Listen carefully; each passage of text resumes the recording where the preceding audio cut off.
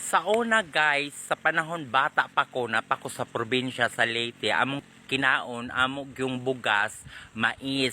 Unyag, makitaan ka sa imong mga uban classmate mo mga social kay humay man ilaha, ingnon ka nga pobre.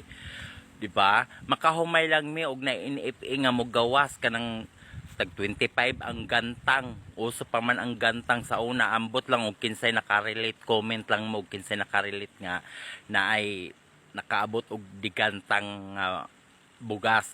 Unya diri sa Manila nga nagdugay ko, nagkaamigo kog mga dato-dato nga mga kanang nagji-gym gyud.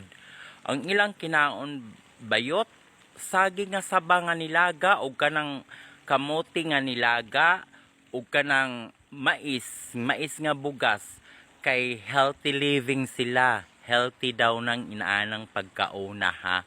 Dili na pampobre. Healthy na nga pagkaon guys.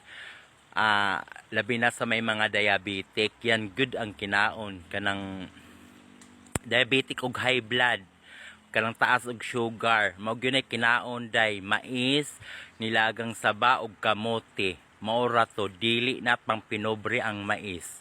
I love you.